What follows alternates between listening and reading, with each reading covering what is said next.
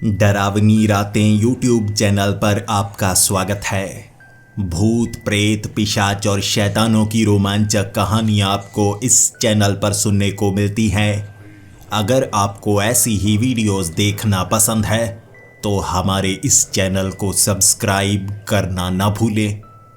तो हेडफोन लगा लें, कमरे की लाइट्स ऑफ कर लें, क्योंकि ये वक्त हो रहा है डरने का।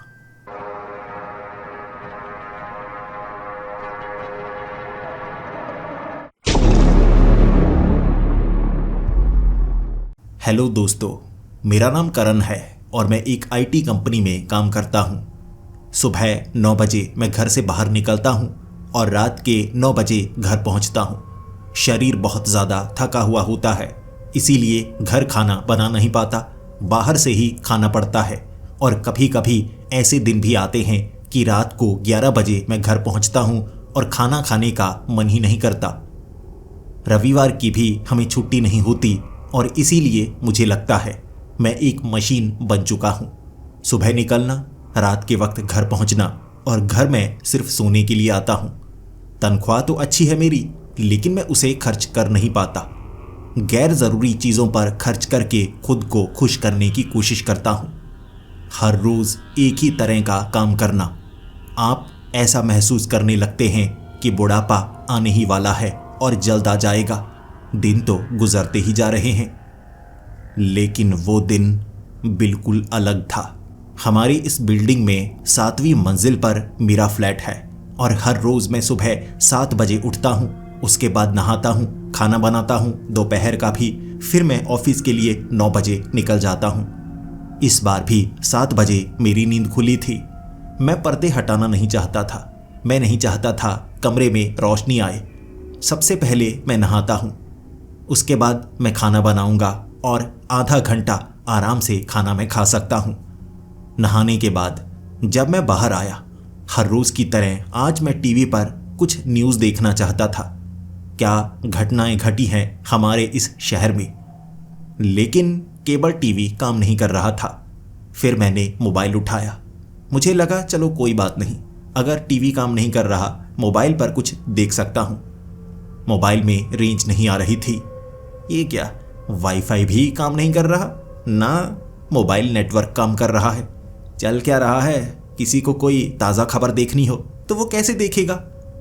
मुझे लगा कुछ गड़बड़ है, इसीलिए मैंने सोचा चलो फिर खाना ही बनाता हूँ, थोड़ी देर में सब कुछ ठीक हो जाएगा। जब मैंने खाना बनाया, दोबारा से मैंने टीवी को चेक किया। टीवी फिर से काम नहीं कर रहा था। ना मोबाइल में रेंज थी, ना वाईफाई चल रहा था। मैंने अपने सर को खुजाया और उसके बाद मुझे लगा ऐसा करता हूँ, कुछ पुराना पढ़ता हूँ। अब समय बचा है तो दिन तो गुजारना ही होगा। मोबाइल ना चलने से ज़्यादा परेशानी का सामना करना पड़ता है। ये सोचकर मैंने एक पुरानी मैगज़ीन निकाली अपने ड्रॉर से और फिर उसे पढ़ने लगा। आधा घंटा कब निकल गया पता ही नहीं चला। बाहर से वैसे भी शोर की कुछ आवाज़ आ रही थी, लेकिन मैंने ध्यान नहीं दिया। अब मैं पूरी तरह से तैयार था ऑफिस की तरफ निकलने के लिए।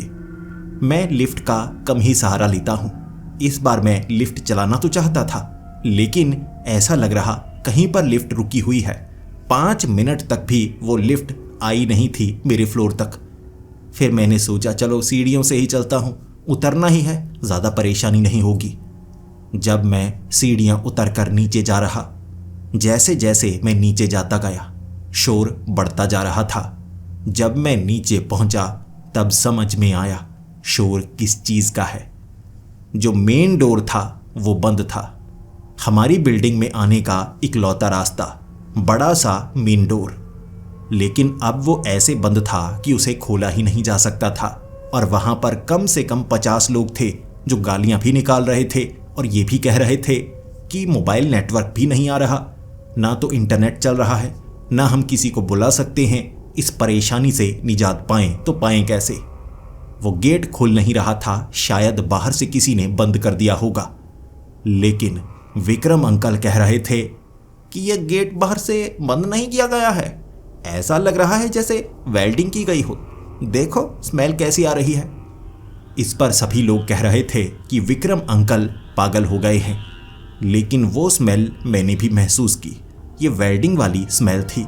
और वैसे भी चाहे गेट बाहर से बंद भी हो, हल्का फुल्का तो हिलता है ना। इस बार हिल भी नहीं रहा था। लेकिन लोगों की बात भी सही थी। एक बिल्डिंग का मेन डोर कोई क्यों वेल्ड करेगा? आने जाने का इकलौता यही तो रास्ता है। फिर सभी फोन लगाने की कोशिश कर रहे, चीखें मारने की कोशिश कर रहे, बाहर से सिक्योरिटी गार्ड को बुलाने की कोशिश कर रहे, लेकिन सभी के सभी नाकाम थे। कुछ तो 6 बजे से यहां पर खड़े थे, दरवाजा खुलने का इंतजार कर रहे, लेकिन कोई भी दरवाजा बाहर से खोलने नहीं आया। उसके बाद मैं एक तरफ वाली खिड़की के पास गया और मुझे कुछ बेहद अजीब लगा था। हर रोज हमारे शहर में शोर शराबा होता है, गाड़ियां आती जाती रहती हैं और सामने कुछ ना कुछ ऐसा नजर आ ही जाता है। माना आगे वाली सड़क को देखा नहीं जा सकता, लेकिन गाड़ियों के हॉर्न भारत की हर सड़क पर आपको सुनने को मिल जाएंगे। इस बार बाहर ऐसा सन्नाटा था कि चिड़ियों की आवाज तक आ रही थी। और मैंने ये बाकियों को बताया कि बाहर क्या हुआ है, लॉकडाउन लग गया है क्या? एक भी गाड़ी की आवाज नहीं आ रही। जैसे हमारा दरवाजा बंद है, क्या बाकी लोग भी घर में बैठे हुए हैं? इसका कारण क्या हो सकता है? कहीं जंग तो नहीं लग गई? मेरा उन लोगों को ये कहना मेरी सबसे बड़ी गलती थी। कुछ बुजुर्ग लोग थे जो काफी ज्यादा डर गए और कुछ तो रोने लगे। और फिर मैं उन्हें समझा रहा था, देखिए मेरे कहने का मतलब ये नहीं था, मैं बस ये कह रहा हूं किसी कारणवश ये सरकार ने तो नहीं करवाया, क्योंकि बाहर कोई गाड़ी भी नहीं निकल रही। कम से कम एक आध गाड़ी की आवाज तो आती ना। और बाहर बाकी बिल्डिंग से भी कोई निकला हुआ नजर नहीं आ रहा, बिल्कुल खाली। ऐसा कैसे हो सकता है? तभी एक आदमी चिल्लाने लगा, वो देखो गार्ड इसी तरफ आ रहा है। एक सिक्योरिटी गार्ड हमारी तरफ बढ़े आ रहा था। चलते चलते वो हमारे करीब आया और हम सबको लगा कि वो इस बार ये दरवाजा खोलने के लिए आया होगा और सब उसे गालियां निकालने लगे थे। लेकिन उसने कुछ बिल्कुल अलग किया। उसने कुर्सी उठाई और दरवाजे के आगे कुर्सी लगाकर बैठ गया। एक बार उसने पीछे मुड़कर देखा था, फिर मुस्कुराया था और उसके बाद दोबारा आगे की तरफ मुंह कर लिया। सभी उसे गालियां निकाल रहे थे, भद्दे भद्दे शब्द उसके खिलाफ बोले जा रहे थे, लेकिन वो ना तो गुस्से में हमारी तरफ देखता, ना दरवाजा खोलता, बल्कि चुपचाप कुर्सी पर बैठा हुआ था। और इतना साफ था कि उसे पता है ये दरवाजा क्यों बंद किया गया है, लेकिन ये दरवाजा खुलेगा कब? कम से कम वो जवाब तो दे। हम सब उससे जवाब चाहते थे, लेकिन वो चुपचाप बैठा हुआ। और फिर मुझे लगा कुछ तो गड़बड़ है, कुछ तो गड़बड़ है। ये कोई छोटी मोटी घटना नहीं है। हमें हमारी बिल्डिंग में बंद किया गया है और इस बिल्डिंग में 150 से ज़्यादा लोग रहते हैं। बाकी अभी अपने घरों में ही होंगे, लेकिन जैसे जैसे उन्हें लगेगा कि बाहर जाने का कोई रास्ता नहीं है, यहाँ पर लोग भीड़ बनाएंगे। ये क्यों कर रहे हैं जो बाहर से दरवाजे को बंद किया है? ये कोई टेररिस्ट अटैक तो नहीं? नहीं नहीं, ऐसा ना हो, भगवान करे ऐसा ना हो। और मैं सबके सामने ऐसा कह भी नहीं सकता। तो मैं चुपचाप सीढ़ियां चढ़कर पहली मंजिल पर गया और वहां पर एक फ्लैट के अंदर, जो मेरे दोस्त का फ्लैट था, वो कुछ समय से विदेश गया हुआ था और उस घर की चाबी मेरे पास ही थी। मैं उसके अंदर जाकर आगे वाली खिड़की से देखना चाहता था। सामने सड़क पर कोई नजर आता है, अगर मुझे चलता हुआ कोई भी नजर आया, मैं उससे बात करने की कोशिश करूंगा कि हमें अंदर कैद किया गया है, कम से कम पुलिस को बुलाया जाए। उसके बाद मैं दूर दूर तक देख पा रहा था। मुझे कोई इंसान सड़क पर नजर नहीं आ रहा। गाड़ियां, मोटरसाइकिल तो छोड़िए, कोई चलता हुआ तक नजर नहीं आया। आसपास की बिल्डिंग्स के अंदर मुझे कुछ लोग जरूर दिख रहे थे, लेकिन वो भी इशारे कर रहे, चिल्ला रहे, अपने दरवाजे की तरफ इशारा कर रहे। और मैंने भी इशारा करके उन्हें यही बताया, यहाँ भी वही हाल है, बाहर जाने नहीं दिया जा रहा, दरवाज़ा बंद है। और फिर जब मैं उस फ्लैट से बाहर निकला, वंदना आंटी, जो कि 6ठे फ्लोर पर रहती हैं, वो ज़्यादातर जब भी बाजार जाती हैं मुझसे पूछा करती थी कि मैं सब्जी लेने के लिए जा रही हूँ, तुम्हें कुछ चाहिए। वो बहुत अच्छी हैं, हमेशा मेरे लिए कोई ना कोई सब्जी ले आती थी और कभी कभी मेरे लिए दाल रोटी भी बना दिया करती थी। मैं उनसे बात कर रहा और उन्होंने मेरे करीब आकर कहा, मुझे रात को ही लग रहा था कुछ गड़बड़ है, लेकिन मेरे पति मुझे कहते रहते हैं तुम्हें डरावने सपने आते हैं, तुम वहम बहुत ज़्यादा करती हो। लेकिन रात को मैंने आवाज़ सुनी, हमारी जो खिड़कियां हैं ना, उन्हें भी वेल्ड किया गया है ताकि खिड़कियों से कोई बाहर ना निकल पाए। और मैंने नीचे 4-5 लोगों को गैस मास्क लगाए घूमते हुए देखा था। मैंने अपने पति को बताया, तुम्हारे अंकल को बताया। ये कहते हैं तू पागल हो गई है, तुझे लोग गैस मास्क डाले नीचे नजर आ रहे हैं, यहाँ पर कोई गृह युद्ध छिड़ गया है जो लोग ऐसा करेंगे। लेकिन बेटा आज दरवाज़ा बंद है। मुझे लगता है रात को जो मुझे नजर आया मेरा वहम नहीं था, वो एक सच्चाई थी। देखो तो जरा, कोई खिड़की भी धक्का देकर हम खोल ही नहीं सकते। आगे कुछ सलाखें जैसा लगा दिया गया है। मैंने आगे वाली खिड़की को खोलकर देखा। दोनों तरफ मैंने महसूस किया, अरे हाँ, सलाखों के पास कुछ नया वेल्ड किया गया है। इन्हें और मजबूत किया गया है ताकि इन्हें तोड़ा ना जा सके। जैसे हमें बिल्डिंग से बाहर कोई निकलने देना नहीं चाहता। ऐसा क्यों?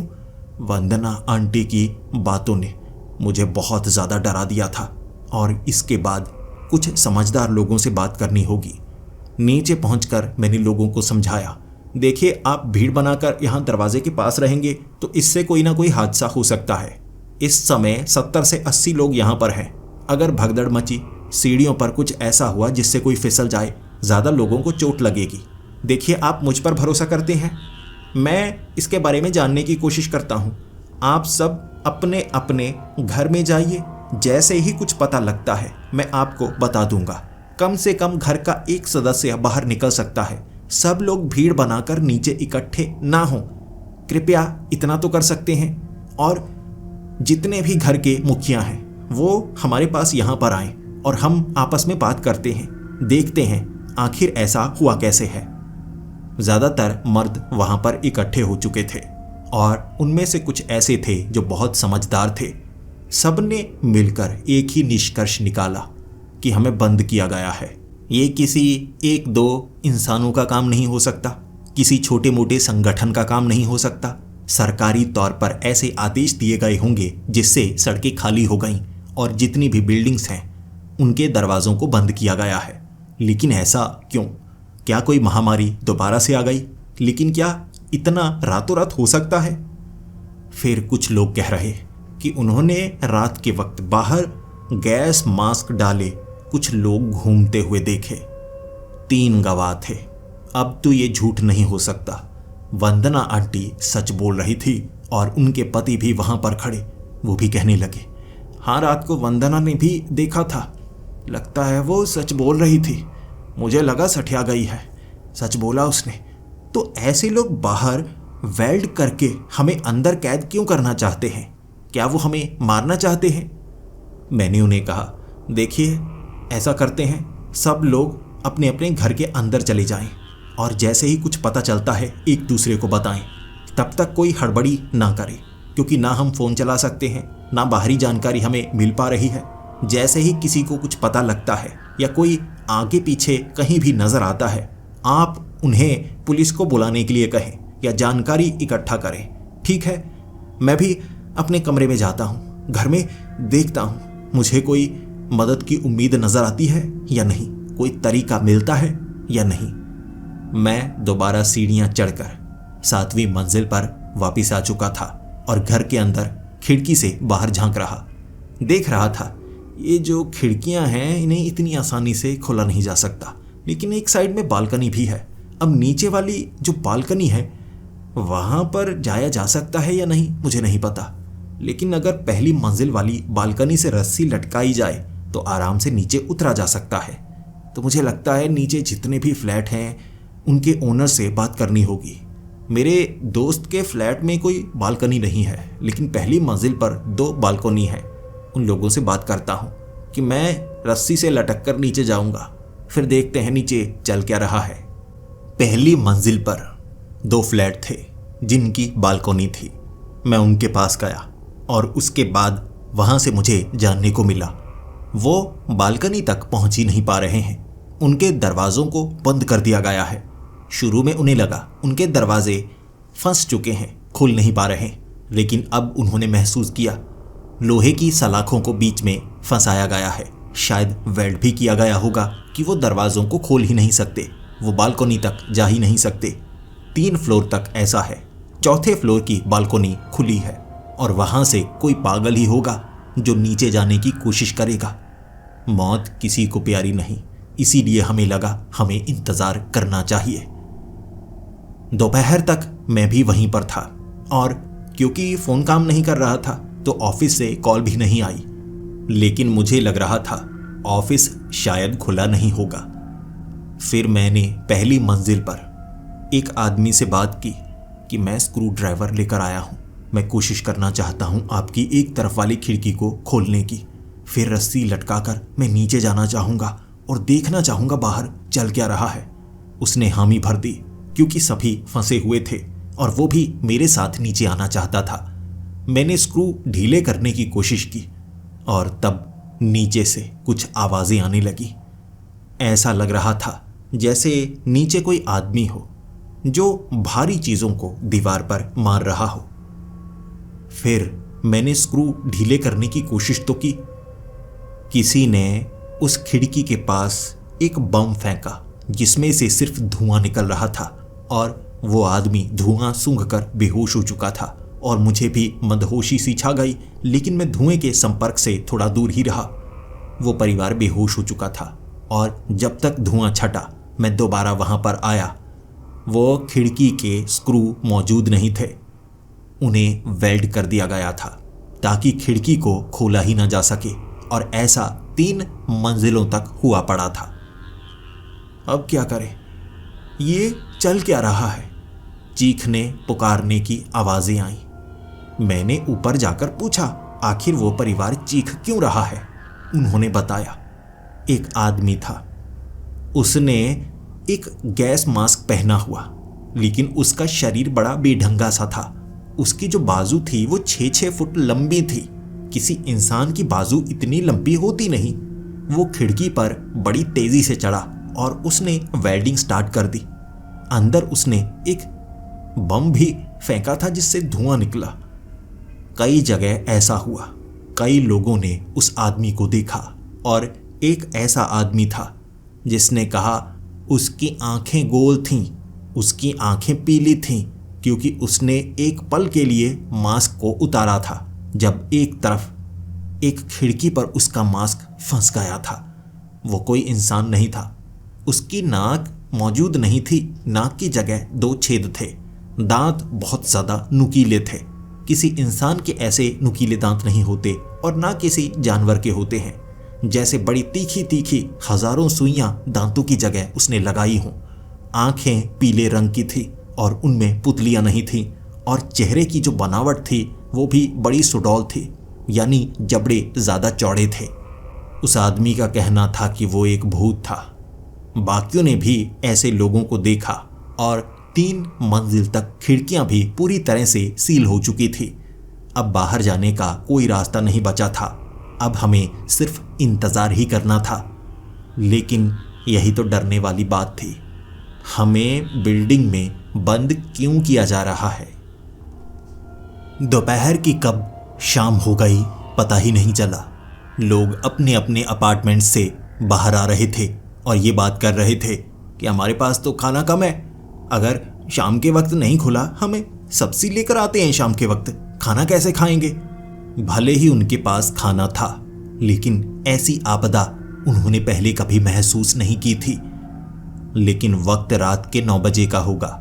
मैं भी अपने घर के अंदर था, बेडरूम में लिटा हुआ, खिड़की से बाहर झांक रहा। बाहर घुप अंधेरा था, आसपास कहीं भी लाइट नहीं जल रही थी और मुझे ऐसा लगा कि अगर लाइट भी चली गई तो ज़्यादा बड़ी परेशानी हो सकती है। लेकिन कम से कम हमारे यहाँ पर लाइट थी और आसपास की कुछ बिल्डिंग्स में मैंने लाइट देखी। फिर अचानक पूरी की पूरी बिल्डिंग हिली थी। ये कोई भूकंप का झटका नहीं था, जैसे नीचे कोई बड़ी जोर से किसी चीज़ को दीवारों पर मार रहा हो। लेकिन एक बड़ी बिल्डिंग 16 मंजिला, उसे हिलाने के लिए किसी बहुत ज्यादा बड़ी चीज की जरूरत थी। सब घबराए हुए थे और सोच रहे ये क्या है। शोर मचने लगा था और ऐसा ही शोर आसपास की बिल्डिंग्स के अंदर के लोग भी मचाने लगे थे। 2-3 बार तो ये जो बिल्डिंग थी बहुत जोर जोर से हिली और उसके बाद पूरी तरह से शांति थी। सभी सीढ़ियों से उतरकर नीचे आने लगे। अब इसमें कुछ बच्चों को चोट भी लग चुकी थी, कुछ बुजुर्ग भी चोटिल हो चुके, लेकिन सब जान बचाने के लिए नीचे पहुंचना चाहते थे। जब भूकंप के हल्के झटके भी आए, लोग बाहर निकलना पसंद करते हैं और यहाँ दरवाज़ा ही बंद था, कोई बाहर निकल नहीं सकता था। इसीलिए सभी डरे हुए और नीचे भीड़ लग चुकी थी। मैंने उन्हें शांत करवाने की कोशिश तो की, लेकिन जब वो पूछते कि हो क्या रहा है, दरवाज़ा बंद क्यों है और पूरी की पूरी बिल्डिंग हिली है, भूकंप कैसे आ रहा है, मैं उन्हें क्या बताता। मैंने यही कहा, देखिए भूकंप के झटके ऐसे नहीं होते, ये कोई भारी चीज़ इस इमारत के साथ टकरा रही थी। पता नहीं आसपास कुछ भी नज़र तो नहीं आया, लेकिन आवाज़ आप सबने सुनी होगी। आवाज़ सच में सबने सुनी थी, लेकिन अब मेरी बात कोई मानने वाला नहीं था, ये मैं समझ चुका था। अब मैं क्या करूं, मैं भी नीचे खड़ा सोच रहा। लेकिन अब दोबारा भूकंप के झटके नहीं आए तो मैं पहली मंजिल पर जा चुका था।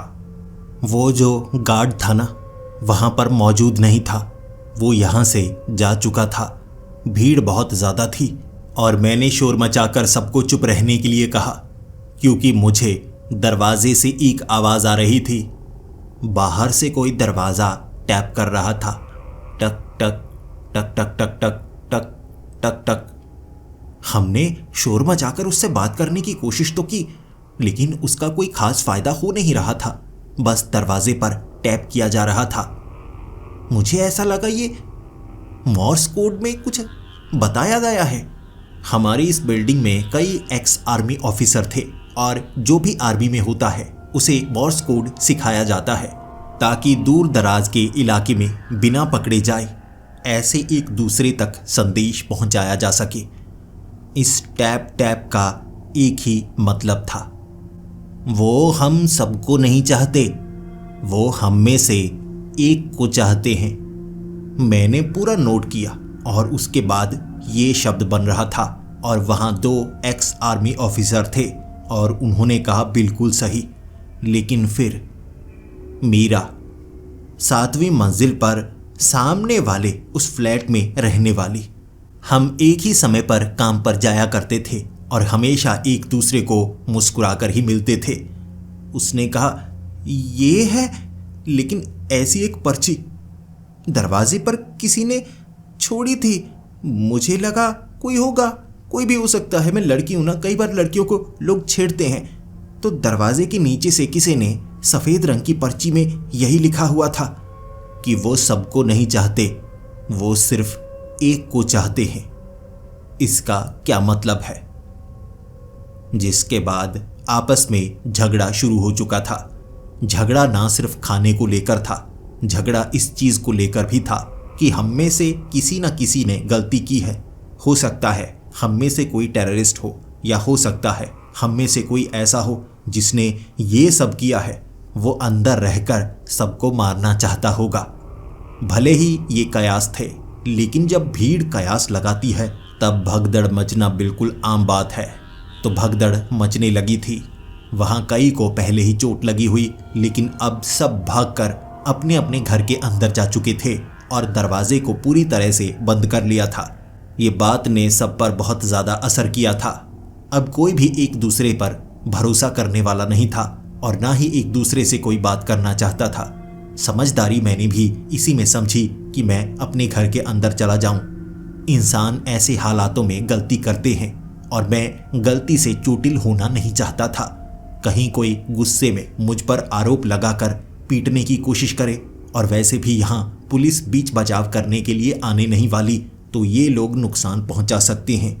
मैं अपने घर के अंदर सोचने लगा था अब आगे मुझे क्या करना चाहिए। अगली सुबह तक सब दोबारा बाहर निकलना चाहते थे, लेकिन एक तरफ थोड़ा शोर मचने लगा था। मैंने पूछा आखिर शोर क्यों मच रहा है, और मुझे वहां पता लगा एक घर के 3 सदस्य मौजूद नहीं हैं। मैंने कहा मौजूद नहीं है क्या? इसका मतलब वो किसी और घर में चले गए। उनके बिल्कुल जो पड़ोसी थे उनके रिश्तेदार ही थे। वो भले ही 2 घरों में रहते थे, लेकिन उनको एक दूसरे पर पूरा भरोसा था कि ये जो कर रहा होगा बाहर ही कर रहा होगा। लेकिन वो तीनों अपने अपार्टमेंट से गायब थे। जिसके बाद उन्होंने कहा किसी ने उनके साथ कुछ किया है। फिर भीड़ बनकर सब एक दूसरे के घरों के अंदर झांक रहे। वो कहीं पर भी मौजूद नहीं थे, लेकिन वो अपने अपार्टमेंट, अपने फ्लैट के अंदर से गायब थे। और उनके फ्लैट के अंदर दीवारों पर संदेश लिखे हुए थे। कालिक से संदेश लिखे गए थे, जैसे किसी मोमबत्ती या दिए को जलाकर दीवार के पास कुछ लिखा गया हो। ये एक अजीब भाषा थी, किसी की समझ में कुछ नहीं आया। एक्स आर्मी ऑफिसर भी इसे बार बार डिकोड करने की कोशिश कर रहे, लेकिन ये हमारी समझ से बाहर था। अब तक ना टीवी काम कर रहा था, ना रेडियो काम कर रहा था, ना वाईफाई काम कर रहा था। ये सोच से परे था। एक्स आर्मी ऑफिसर्स का भी यही कहना था, चाहे जो हो जाए लेकिन रेडियो तो काम करना चाहिए।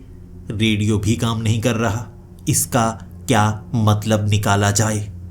फिर उस फ्लैट को बंद कर दिया गया ताकि सब ना डरें, और सबको लगा कि कोई बाहर नहीं है जो ये सब कर रहा है, शायद वो अंदर ही है।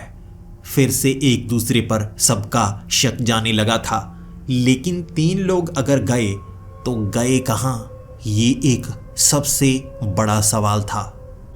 जब आप एक पिंजरे में कैद हों और आपको पता हो आप बाहर नहीं निकल सकते, तो आप अजीब हरकतें करते हैं। इंसानों पर पागलपन हावी होने लगता है, और पागलपन में इंसान कुछ भी कर सकते हैं। एक आदमी कहने लगा था, मैं यहाँ नहीं रह सकता, मेरे पास खाने के लिए कुछ नहीं है, और तुम में से कोई मुझे खाने में जहर डालकर दे देगा। तुम सब मिले हुए हो, इसीलिए मैं बाहर जा रहा हूँ। वो 3री मंजिल पर था। भले ही उसकी खिड़की को वेल्ड किया गया था, लेकिन वो एक मैकेनिक था। उसके पास बहुत सारे टूल्स थे जिससे वो खिड़की को काट सकता था। उसने खिड़की को काट डाला, और जल्दी जल्दी खिड़की को काटने के बाद उसने कपड़ों की एक रस्सी बनाई, और उसके बाद वहां से लटक कर वो नीचे उतरना चाहता था, और एक तरफ जो पाइप थे वहां से बड़ी आसानी से खिसक कर वो नीचे जा सकता था। हम सब अपने अपने फ्लैट के अंदर थे। वहां से हम ये देख पा रहे कि वो कैसे उतर रहा है, और हम उसकी मदद नहीं कर सकते थे। दोपहर का वक्त था।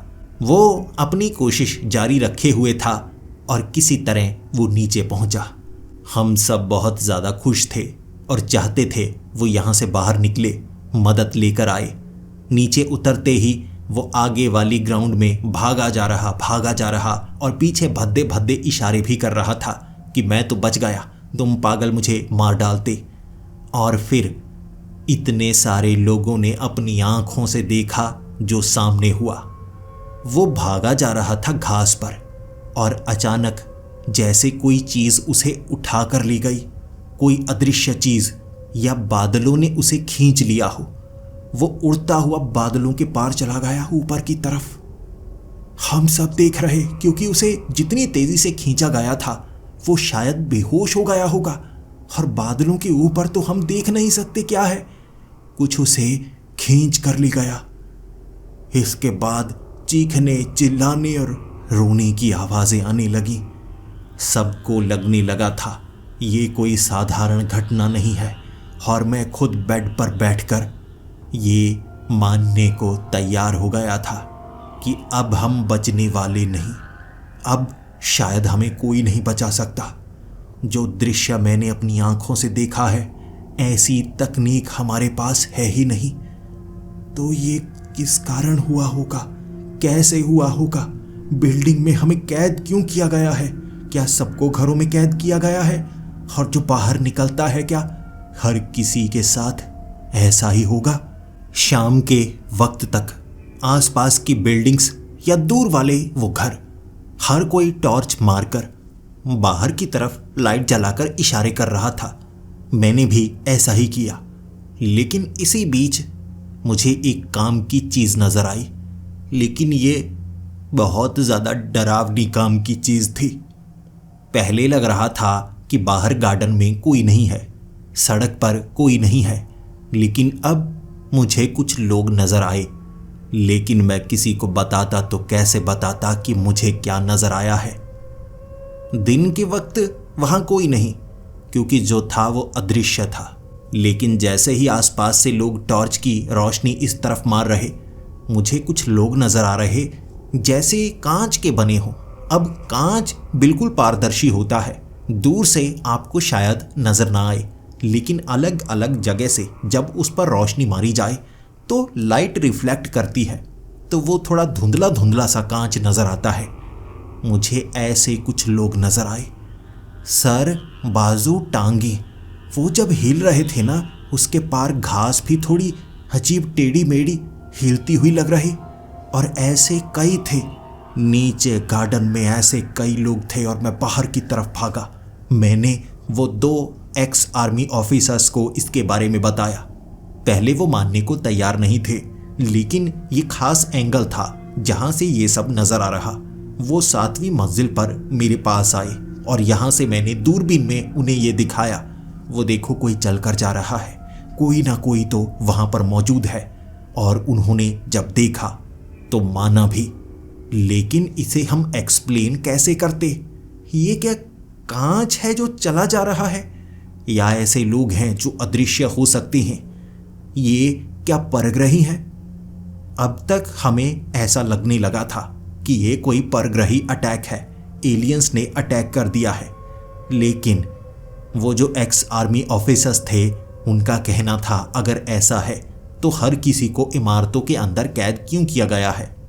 अगर ये एलियंस का अटैक होता तो अब तक तबाही मच चुकी होती, वो हमें मार चुके होते। ये सब समझ से बाहर है, लेकिन अब पता लगाना था। लेकिन पता लगाने के लिए हम करें तो क्या करें? बिल्डिंग से बाहर हम निकल नहीं सकते। बाहर निकलते ही हमारे साथ क्या हो सकता है, उसकी एक छोटी सी झलक हमने देखी थी। उनमें से जो एक एक्स आर्मी ऑफिसर था, उसका चेहरा पीला पड़ने लगा था। वो कहे तो जा रहा था, ऐसा नहीं है, कुछ और है। हमें लगने लगा उसे कुछ पता है, और वो दूसरा बुजुर्ग आदमी उससे उगलवाना चाहता था। तब उसने उगला था। 17 साल पहले ऐसा कुछ हुआ था जिसे इससे जोड़ा जा सकता है। उनकी ड्यूटी जंगलों में लगी हुई थी। वहाँ गांव के लोग कहते थे कि कई दशकों बाद यहाँ पर कुछ ऐसा होता है, जब कोई बाहर निकलता है उसे खाया जाता है। खाता कौन है वो बताना नहीं चाहते थे। उनका मानना था उसका नाम लेने से सब मरते हैं, चाहे वो अंदर हों या बाहर हों। जब उसकी भूख मिट जाती है, वो अपने आप शांत हो जाता है। तब तक बस घर के अंदर रहने में ज़्यादा भलाई होती है। हर कई दशकों बाद वो वापस आते हैं। लेकिन ये बात बहुत दूर अरुणाचल प्रदेश के जंगलों की थी। लेकिन हम इस समय अरुणाचल प्रदेश में नहीं थे। लेकिन उस एक्स आर्मी ऑफिसर का कहना था, यहाँ जो हो रहा है उससे मिलता जुलता ही हो रहा है। कुछ है जो हमारे बीच रहता है, लेकिन वो सोया रहता है, और जब वो जागता है तब उसके अंदर उसके शारीरिक अंग हैं, वो इन्हें खाते हैं। उसका कोई नाम नहीं रखा गया। कहते हैं वो इतनी शापित चीज़ है कि उसका नाम भी शापित होगा, और अगर उसका नाम हमारी ज़बान पर आता है तो हमारे लिए अच्छा नहीं होता। उसके पास इतनी ही जानकारी थी क्योंकि जब वो उन जंगलों में थे ऐसी घटना नहीं हुई। इससे पहले वो घटना घट चुकी थी।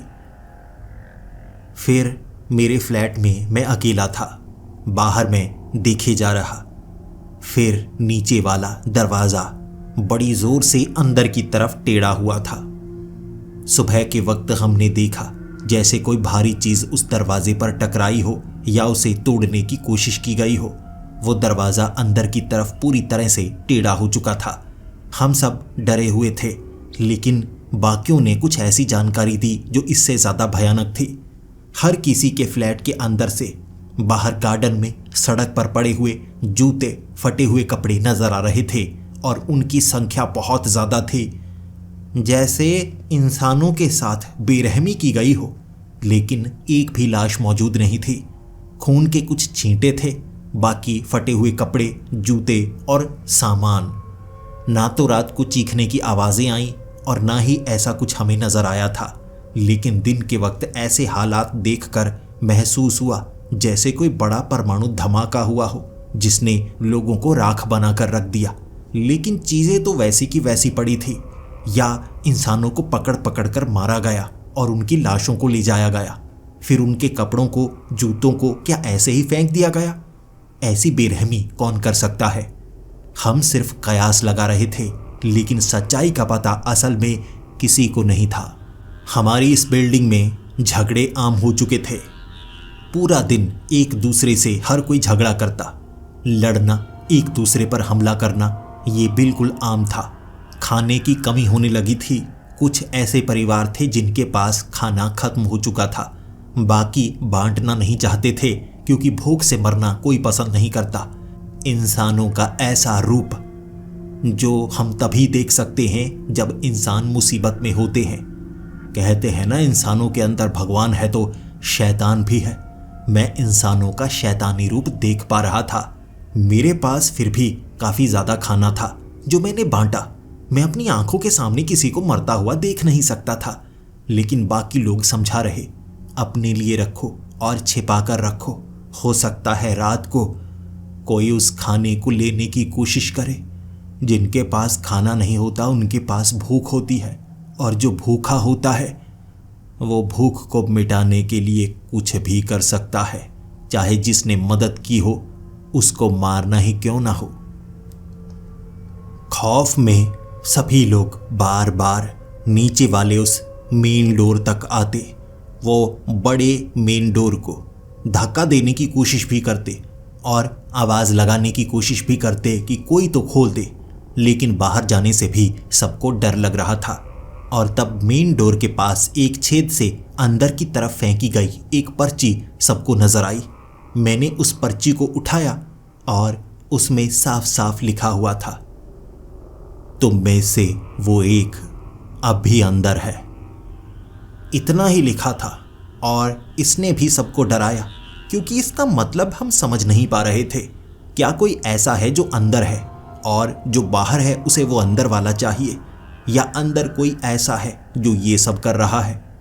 अधूरी सी बात थी, लेकिन उस रात वो बात शायद पूरी होने वाली थी। 2 लाशें एक कमरे से निकाली गई। पिता ने अपने दोनों बेटों को मरा हुआ पाया और किसी अंदर वाले का ये काम था। कोई गायब नहीं हुआ, सीधे सीधे लाशें मिली थीं, जिसके बाद हर कोई घबरा रहा। एक दूसरे को सब धक्का दे रहे कि मेरे करीब मत आओ। और मैंने मीरा को देखा एक दरवाजे के पीछे किसी के मुंह को पकड़कर, ताकि वो आवाज ना करे, वो घसीट कर ले गई और भीड़ में से किसी की नजर उस पर नहीं पड़ी। मेरा कद लंबा है तो मैं ऊपर से देख पाया, जिसके बाद मुझे लगा मीरा ऐसा क्यों कर रही है। मैंने एक एक्स आर्मी ऑफिसर को इसके बारे में बताया, और जब हम उस कमरे में गए हमें उस आदमी की लाश मिली, लेकिन मीरा वहां पर मौजूद नहीं थी, जबकि बाहर निकलने का सिर्फ एक ही रास्ता है, वो दरवाज़ा। मैंने खुद मीरा को अंदर जाते हुए देखा, जबकि मीरा दूसरे कमरे से बाहर निकलकर कहने लगी, क्या हुआ? मैंने कहा ये मीरा ही थी। कुछ लोग मुझ पर भरोसा कर रहे थे, जबकि कुछ मुझ पर शक कर रहे। अगर कोई इस कमरे में गया तो दूसरे कमरे से बाहर कैसे निकल सकता है? मैं झूठ बोल रहा हूं। लेकिन फिर मैंने कहा मीरा थी वो। मीरा की आंखें कैसी हैं? मीरा की आंखें कांच की तरह चमक रही थीं, और जब उस पर मैंने टॉर्च की रोशनी मारी वो पूरी तरह से सफ़ेद नजर आई। ये देखने के बाद सबको मुझ पर भरोसा हुआ और फिर झपट्टा मारकर वो मीरा को पकड़ना चाहते थे, लेकिन जो मीरा थी वो अचानक ही हंसने लगी। सब उसे चोट पहुंचाना चाहते थे। 3 औरतें थी जिन्होंने मीरा को पकड़ा हुआ, लेकिन मीरा को कोई फर्क नहीं पड़ रहा।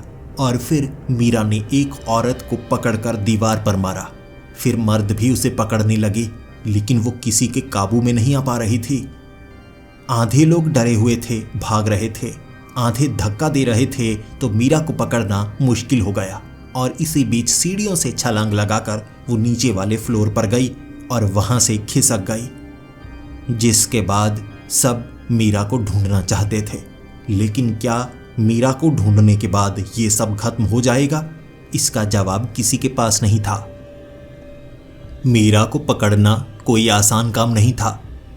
मीरा के घर के अंदर की खिड़कियां टूटी हुई थी। हो सकता है वो वहां से बाहर निकल गई हो, लेकिन क्या बाहर उसे खतरा नहीं होगा? लेकिन बाहर से तो पर्ची अंदर आ रही है कि कोई अंदर है जिसे वो चाहते हैं। शायद वो मीरा ही हो। तो मीरा बाहर तो जाना नहीं चाहती होगी। जिसके बाद मीरा को सब ढूंढना चाहते थे और मीरा 7वीं मंजिल पर मेरे घर के अंदर थी, छिपी हुई, जबकि सामने उसका वो फ्लैट। किसी को शक नहीं हुआ था। भीड़ अब पूरी तरह से तैयार थी। चाहे हम जख्मी हो जाएं, लेकिन मीरा को पकड़ कर रहेंगे। और मीरा का शरीर भी हल्का फुल्का पारदर्शी सा हो गया था, जैसे कांच का बना हो। उसके शरीर के अंदर उसकी अंतड़ियां नजर आ रही थी, लेकिन बीच बीच में ऐसा होता, फिर वो पूरी तरह से ठीक हो जाती। लेकिन भीड़ उसे पकड़ चुकी थी। उसे संभालना बड़ा मुश्किल। उसने 3 लोगों को मार दिया और तीनों का उसने गला काटा था। गला काटना उसके लिए काफी आसान था। हाथ में चाकू लिए और वो दीवारों पर चिपक सकती थी। उसका लड़ने का तरीका अलग, लेकिन ज्यादा लोग अगर हावी हो जाएं, इंसान कर क्या सकता है? मीरा से हम सवाल करना चाहते थे, लेकिन मीरा की जो भाषा बन चुकी थी वो किसी की समझ में नहीं आ रही थी। अजीब सी भाषा में वो बोल रही और बीच में वो चीखती, इतनी जोर से चीखती कि हमारे कान दर्द करने लगते। वो इंसान नहीं लग रही थी, लेकिन फिर वो थी क्या? उसे हमने पकड़कर दीवार के साथ बांधा था और सब कह रहे थे इसे बाहर छोड़ना होगा, इसे अंदर रखना सुरक्षित नहीं होगा, खतरा बाहर भी है, तो इस खतरे को ये उठाए। मीरा चीखें मारने लगी थी, लेकिन उसे बाहर हम भेजें तो भेजे कैसे? मीरा का 7वीं मंजिल पर वो कमरा और खिड़की से उसे बाहर फेंका जा सकता था, लेकिन ये सुनने में भी बड़ा खौफनाक लगता है। मेरा मानना था पहली मंजिल में किसी खिड़की को तोड़ा जाए और उस खिड़की से उसे बाहर फेंका जाए, ना कि 7वीं मंजिल से नीचे गिराया जाए। ऐसे तो वो जिंदा नहीं बचने वाली। फिर सबका कहना था उसने सबको मारा है, उसे सजा मिलनी चाहिए। सब तैयार थे। मैं उन्हें रोकना चाहता था, लेकिन अब कुछ लोगों ने मुझे भी पकड़ रखा था। मीरा के कमरे में भीड़ लग चुकी थी। मीरा को रस्सियों से बांधा जा चुका था और वो रस्सी को अगर मुंह के करीब आती तो चबाने लगती। इसी कोशिश में उसने अपने 2 दांत तोड़ लिए थे। उसके बावजूद वो ये कोशिश किए जा रही। जानती थी वो जिंदा बचना है तो ऐसा करना होगा, लेकिन भीड़ पर वो हावी हो नहीं सकती थी। जिसके बाद रस्सियों को ढीला करके उसे 7वीं मंजिल की उस खिड़की से धकेल कर नीचे गिरा दिया गया। कोई भी 7वीं मंजिल से गिरने के बाद जिंदा नहीं बच सकता। मीरा भी जब नीचे गिरी थी, शायद उसके शरीर की हड्डियां टूट चुकी होंगी। उसके बावजूद रस्सियां ढीली थी तो वो उठी और ढीली रस्सियों से बाहर निकलने लगी। ऐसा करने के बाद वो भागने लगी थी।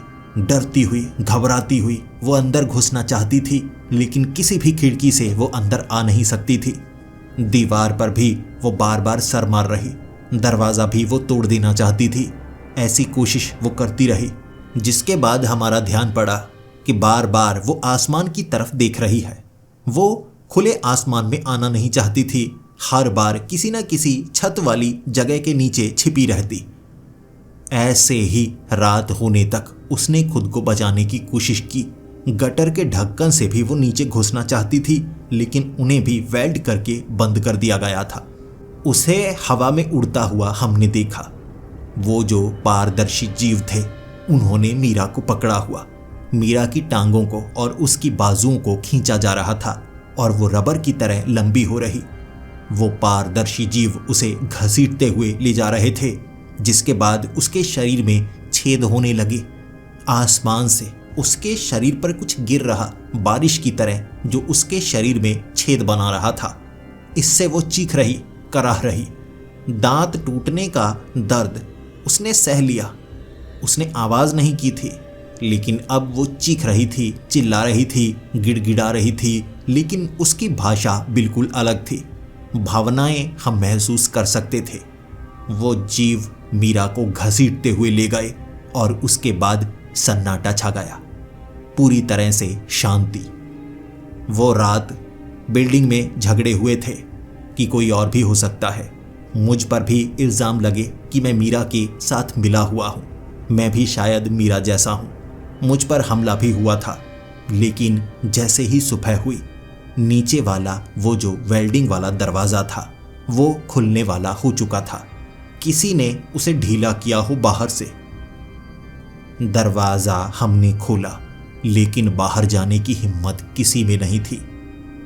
टीवी काम करने लगा था, रेडियो काम करने लगा था, वाईफाई भी चलने लगा सुबह के वक्त। हमने सड़कों पर लोगों को देखा, भीड़ बाहर नजर आ रही थी। हिम्मत करके मैं भी बाहर निकला था। किसी को चोट नहीं लगी, लेकिन इस इलाके के ज़्यादातर लोग पुलिस को बुला रहे थे। हमने कंप्लेंट की, पुलिस वाले भी आए थे और हमें ये बताया जा रहा था कि आसपास के इलाकों में दंगे हुए हैं। ये धार्मिक दंगे भी हो सकते हैं। जांच जारी है। फिर हमें वापस बिल्डिंग में जाने के लिए कह दिया गया था। मैंने ऑफिस में बात की थी, अपनी ये कहानी बताने की कोशिश की, लेकिन हंसते हुए अपने सीनियर को पाया तो मैंने अपनी बात को रोका। पुलिस वालों से हम जवाब चाहते थे, क्योंकि लाशें मिली हैं हमारी बिल्डिंग के अंदर भी, लेकिन टीवी के ऊपर सिर्फ दंगों की बात चल रही थी। असलियत किसी को बताई ही नहीं गई। हमने भी बार बार कहा कि वो मीरा नहीं थी जिसने सबको मारा, वो कुछ और थी। और बाहर भी आसमान में उड़ता हुआ हमने एक इंसान देखा जिसे बादलों ने जैसे खींचा हो।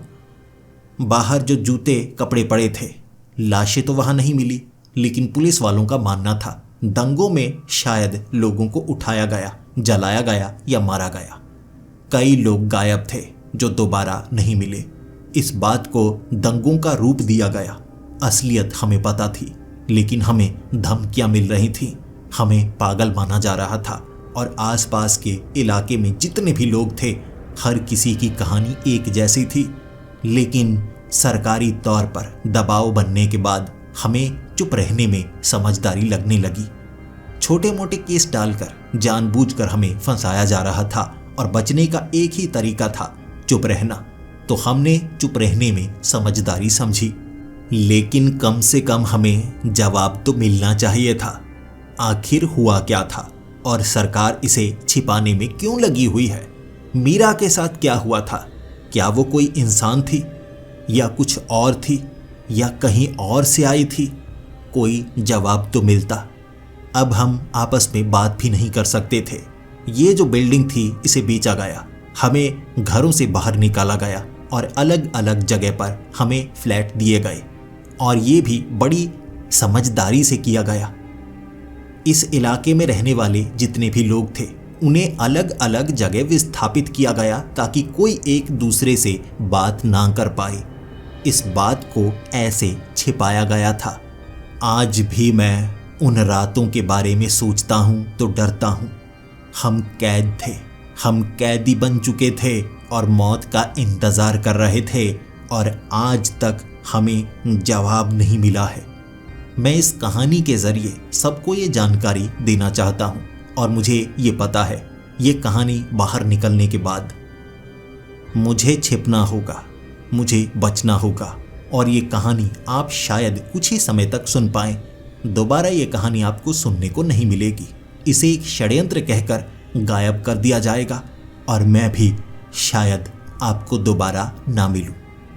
लेकिन इतना ज़रूर बताना चाहता हूँ, यहाँ पर बहुत कुछ ऐसा है जो हमारी सोच समझ से परे होता है। और इसमें सरकार भी अपनी भूमिका निभाती है। बस इतना ही जानना है मुझे। क्यों